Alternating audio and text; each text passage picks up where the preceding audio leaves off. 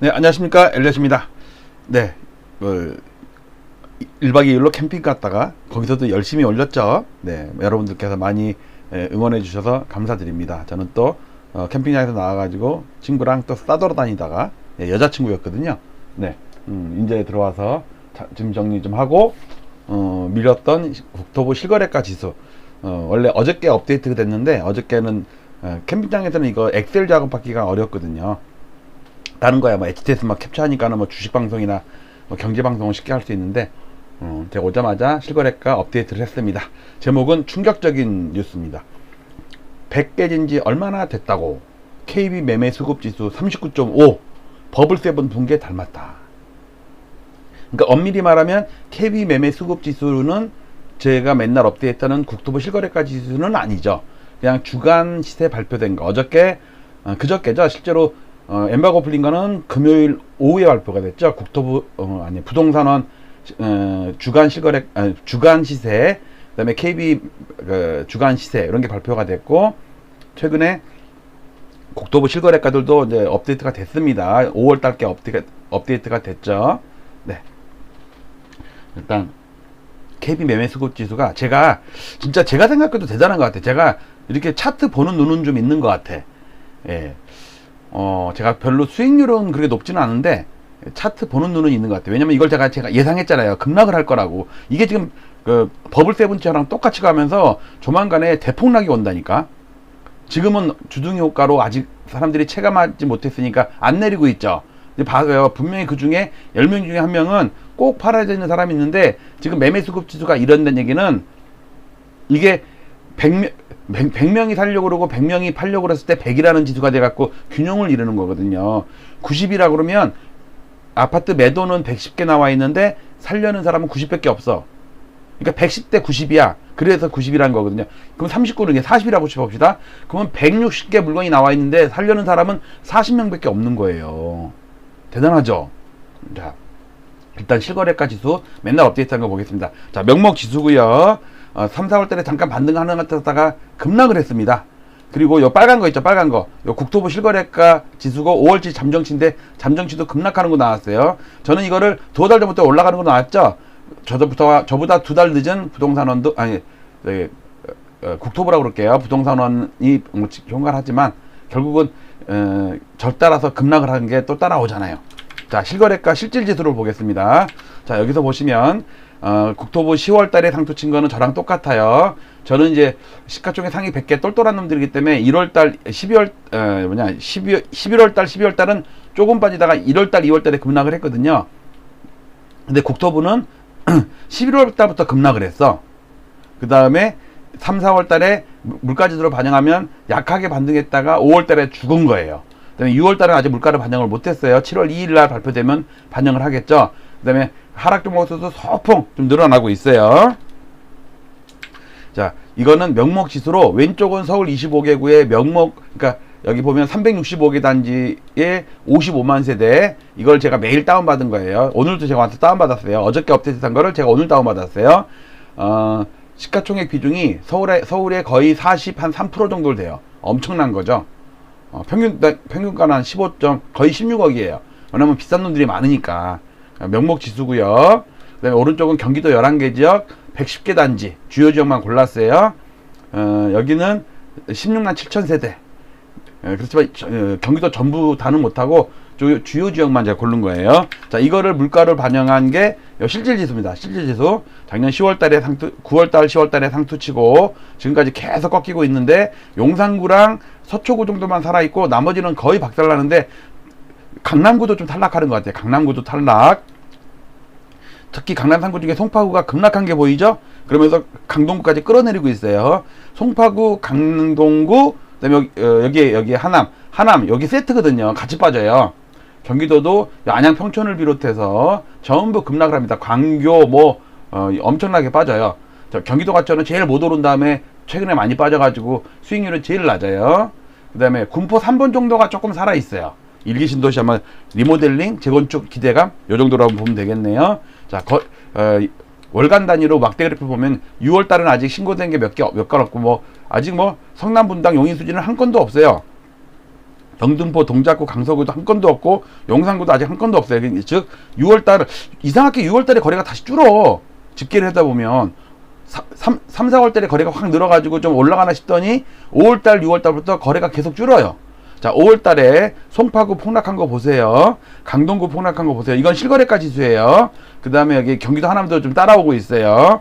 특히 송파구와 강동구의 하락이 심하죠. 이 와중에도 서초구와 용산구는 플러스야. 강남구도 이제 보합 정도밖에 안 돼요. 어저께 주간 시세에도 그게 발표됐죠. 강남구도 보합으로 들어섰다고. 자, 여기 나오네요. 자, 지금 3주째 하락인데 낙폭이 커졌다는 거 어저께 발표됐죠. 주간 부동산원. 여기도 보면 서초와 용산만 플러스고 송파는 마이너스, 강남구는 보합이에요. 나머지 구는 전부 요 동작구만 플러스네. 이번 주만 했을 때 전부 다 마이너스라는 거 보시죠. 낙폭이 점점 커지고 있습니다. 주간 시세가. 자, 그 다음에 차트를 보시면 플러스에서 플러스일 때는 0.2%씩 막 이렇게 올라가다가 마이너스로 0.2 정도, 0.02 뭐 소폭이지만 하락했다가 잠깐 대선 전후로 해서 윤석열 대통령 취임 전후로 해서 살짝 플러스 났다가 다시 마이너스로 들어섰는데 마이너스가 점점 커지고 있죠. 그리고 이 플러스 났어도 거의 옆으로 보합인 거예요. 그러니까 올라가다가 약간 밀리고 있는 중이죠. 이거 전부 다 밀리고 있는 중이에요. 자, 거래를 보겠습니다. 지난달 1594건 신고가 됐고요. 이제 한 열흘 남았나요? 그 다음에 이번 달은 308건인데 지난달도 그렇고 이번 달도 그렇고 매입 임대주택 130몇 건 그걸 빼면은 한 170건밖에 안 돼요. 특히 동작구 까만색으로 팍 치고 올라간 거 봐있죠. 여기 135건이 매입 임대주택 한 통으로 계약된 거기 때문에 무시하면은 거래는 상당히 저조하다. 자, 거래를 볼게요. 자, 시뮬레이션을 하게 되면 요 까만 게 지난달 5월 달이거든요. 5월 중순에 거래가 팍 늘었어요. 그래갖고 막 2,000건 넘을 걸로 예상했더니 그 이후로는 거래가 다시 잠잠.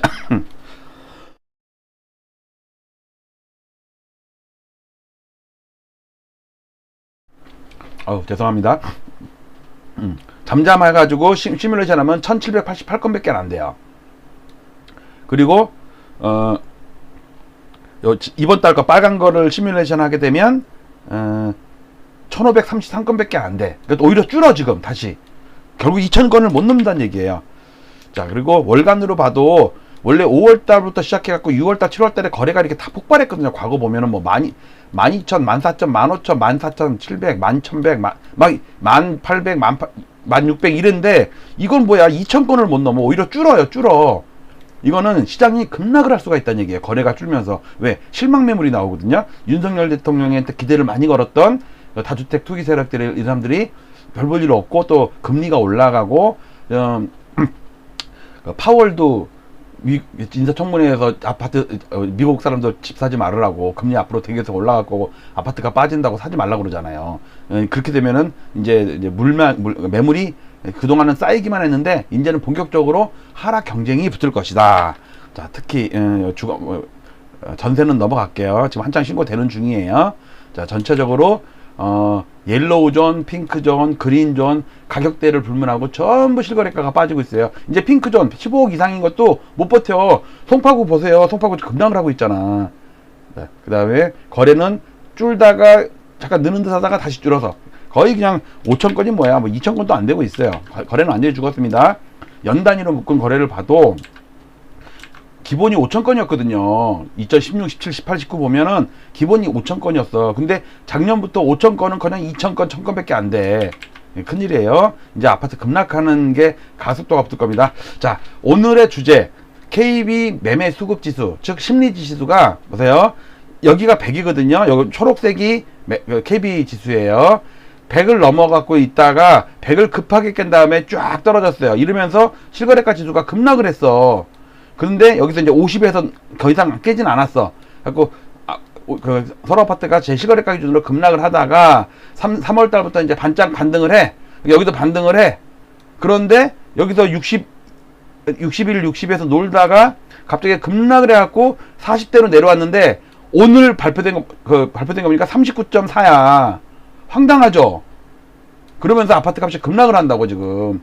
왜냐면 이거는 누가 조사하는 거냐면 부동산 사장님이 지금 매수자가 많다, 매도자가 많다를 입력을 하는 거예요. 4,800개인가 그럴 거예요. 전국 부동산 사장님들이 보통 한 부동산당 10개 정도의 아파트를 담당을 하거든요. 그 지역에. 그 어떤 부동산 복도방 문 열고 들어갈 때 옆에 딱 KB 딱 마크가 있으면서 KB 리브온 뭐 협력업체 이렇게 딱 붙어 있어요.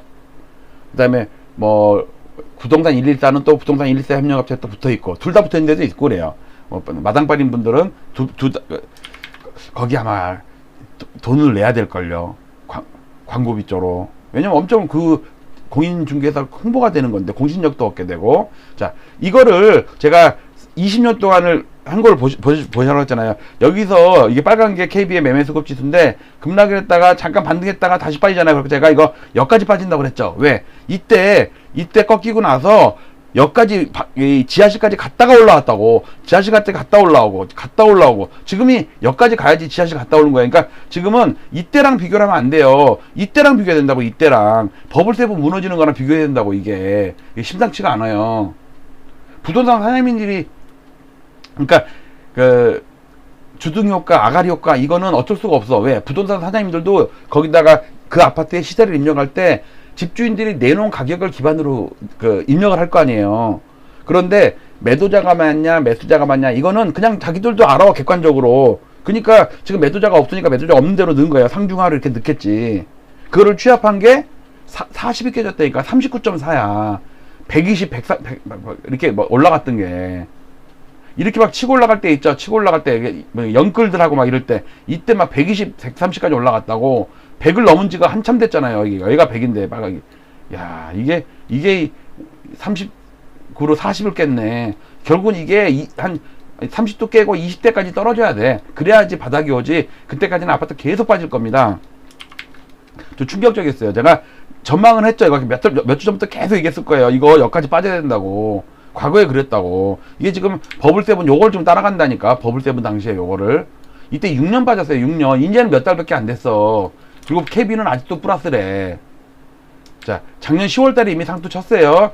저는 천천히 빠지지만 국토부 실거래가 지수는요 여기서 급하게 빠지고 있어요. 여기다가 같이 여기다 넣은 것 같은데 안 넣었네. 나중에 넣어야겠네요. 여기다 빨갛게 한번 비교해서 넣을게요. 그리고 지금의 작년 10월달 상투 친 모양이 2006년 11월 버블세븐 상투 칠 때 모양이랑 한 30% 비슷하고요. 91년 5월달 노태우 대통령 당시에 상투 칠 때랑 한 70% 비슷해요. 왜 비슷하냐 그러냐면 버블세븐 때는요 막판까지 치솟았죠. 상승률이. 거래도 폭발했죠. 근데 노태우 대통령 때는요 한 20개월 동안 거래가 없이 야금 올랐어. 그러니까 상승률도 줄면서 올랐어. 10%씩 오르던 게 5%, 3%, 2% 이렇게 줄었어. 근데 지금이 그랬다니까. 지금이 잘 올라갈 때는요 5%, 4%씩 올랐어 한 달에. 그러다가 4%, 3%, 2%, 1% 하다가 지금 마이너스잖아요. 거래 줄면서. 그래서 91년이랑 상당히 비슷하다는 거 말씀을 좀 드리고요. 이게 91년도야. 91년도에 급하게 빠질 때 보세요. 지금도 이제 점점 가속도가 붙을 거라니까. 이거는 시가총액 상위 100개 아파트이기 때문에 여기 100개. 그러니까 똘똘한 놈이기 때문에 덜 빠져요. 근데 국토부에서 발표하는 실거래가 지수는요 얘보다 훨씬 더 급하게 빠지고 있어요. 반등도 미약하게 하고. 자, 이거는 91년이랑 비교한 거고 요거는 2006년이랑 비교한 거예요. 2006년이랑 버블세븐 무너질 때 빠진 다음에 반등했다가 빠진 다음에 반등했다 그러면서 계단식으로 계속 빠져가지고 이러고서 6년이 빠졌어요. 아까 노태우 대통령 때는요 8년 빠졌어요. 8년. 그래서 저는 이번에 8년 빠진다고 보는데 이것도 되게 보수적으로 본 거예요. 2029년 말까지 빠지는 걸로 저는 보고 있어요. 자, 왜 그런 근거를 대냐면 60년 동안에 우리 1호 아파트, 종합 아파트 시작해가지고 제가 그래프를 시세를 다 실거래가 지수, 실질 지수로 세팅을 했잖아요. 전부 추세선에 다 맞고 지지가 되고 그러면서 올랐더라고. 최근에 요 분홍색 선에 부딪혀갖고 10월달에 상승 쳤죠. 그 다음에 5월달에 요 중기 지지선을 붕괴했어요. 이 중기 지지선 이것도 중기 지지선이었는데 이것도 깨지고 났을 때 박살이 났거든요. 무슨 사건이 터졌다고. 리먼 브러더스 사태가 터졌어요. 한 1년 있다가. 그리고 노태우 대통령 때도 요 추세선이 깨지고 나서 3년 동안 급락을 했어요. 이건 똘똘한 시가총액 상이니까 이렇지 일반 중저가 아파트는 여기서 이렇게 빠져가지고 IMF 때 요 저점을 깼다니까. IMF 때는 이거 깼어요. 진짜 이거 똘똘한 거니까 요 정도밖에 안 빠졌지. 저는 이거 진짜 2013년 저점 깬다고 봐요. 그러니까 서울 아파트 전체적으로 봤을 때는. 그리고 똘똘한 시가총액 상위 100개 정도는 아마 2015년 정도까지는 빠질 것 같아. 근데 문제는 그 일반적인 전체 아파트를 기준으로는 2003, 4년 정도 가격으로 한 30년, 25년 전 가격으로 떨어진다니까. 제가 연구해본 바로는 그래요. 엘리어트 파동을 봐도 87년부터 시작된 새로운 상승상파 있죠. 1, 2, 3, 4, 5파동이 끝났는데 이 전체에 대한 조정파가 심하게 올 것이다. ABC로 크게 올 것이다. 이렇게 확대한 거예요. 이 당시에 김대중 대통령 이후에 보면은 빨간색 1, 2, 3, 4, 5가 있었듯이 이번에 박근혜 대통령 이후에도 1, 2, 3, 4, 5가 있었는데 똑같아요. 차트가. 물론 조정파도 똑같겠죠. 김영삼 대통령 때의 조정파와 이명박 대통령 때의 조정파 파란색 이거를 같이 도식화한 게 이거예요. 김영삼 대통령 때의 조정파 ABC와 이명박 대통령 때의 버블7 무너지는 거 ABC가 똑같다. 근데 김대중 대통령 이후에 1, 2, 3, 4, 5 3파의 하이파동과 5파의 하이파동인 1, 2, 3, 4, 5가 너무 똑같고 기간도 이거는 8.5년 지금은 8.9년 거의 기간도 비슷하죠. 그리고 나서 이때 버블7이 무너졌는데 지금도 무너지고 있다. 아직 못 느껴요. 사람들이 아직은 호가를 그러니까 내가 볼 때 작전 세력들이 투기 세력들이 많이 물렸어. 못 팔았어. 그래서 끝까지 시세 오른다고 그러고 뭐 하반기 뭐 오를 거라고 그러고 막 그러는데 내가 볼 때 그 세력들이 결국은 깡통 차지 않을까. 그 작업을 누가 하느냐? 2006년 7년도에는 오세훈 이명박 대통령 세트가 했다면 이번에는 오세훈 윤석열 대통령 하필이면 오세훈 대통령이 아니 오세훈 서울시장이 딱 잡고서 서울 아파트가 이렇게 상투 쳤네요. 자, 오늘의 주제는 뭐냐면 KB 매매 수급 지수가 39.5예요. 얼마 전에 진짜 60에서 놀 때 이거 밑에까지 20m로 깬다고 출렁한다고. 이게 매매 수급 지수가 이렇다는 얘기는요. 사람들 심리가 얼어붙었고 매물이 계속 쌓인다는 얘기예요. 이제 매물이 지들끼리 경쟁을 한다니까. 낮춰서 팔려고. 왜 몇 명 안 되는 매수자한테 내 걸 팔아먹어야 되거든. 근데 나는 꼭 사연이 있어. 뭐 애들 이사를 꼭 가야 되는 상황이 생기면 급하게 판다고. 아니면은 이익 많이 본 다주택자가 몇 채 처분해야 된다고 하든지.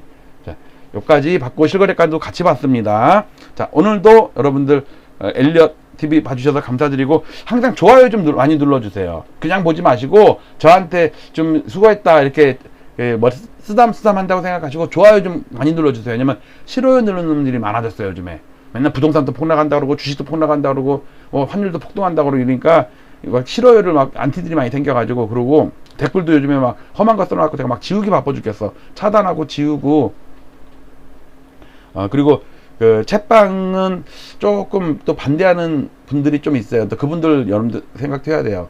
보니까는 2배속으로 듣는 사람도 있고 한데 이거는 실시간 같이 채팅을 하니까 중간에 듣게 되면은 돌려보지도 못하고 또 어떤 분들도 다운받아서 보시는 분도 있는데 고민 좀 할게요. 그리고 와이프가 그 하면은 슈퍼챗 이런 게 많이 들어올 거라 그랬는데 처음 하루 정도만 좀 들어오고 그다음부터 없어. 그리고 저도 시간이 이중으로 들어요. 왜냐면 올릴 때 시간 걸리고 또 그다음에 예약을 걸어놓고 또 채팅할 때도 중간중간에서 들여다봐야 되니까 와이프는 이제 안 한대. 자기가 이렇게 슈퍼챗 감사합니다 이렇게 써줬는데 두 번인가 하더니 안 한대. 안 들어오는데 계속 그 30분 동안 쳐다보고 1시간 동안 쳐다보고 있어야 된다고. 그리고 또 막 사람들이 자기 욕하는 것 같아 거기. 그래서 챗방을 좀 일주일에 한 번만 해야 되나. 그리고 또 채팅방에 또 잡소리 쓰는 그 구독자들도 있고 그래서 구독자도 아닌 것 같아. 그냥 지나가다가 들린 것 같아. 그래서 저 고민이 좀 많습니다. 어쨌든 여러분들 그래도 율무차 후원 많이 해주시고요. 우리 와이프가 조금 최근에 그 책방 그것 때문에 조금 스트레스를 받으신 것 같고 좀 부담을 많이 느낀 것 같아요. 오늘은 이것으로 마치도록 하겠습니다. 감사합니다.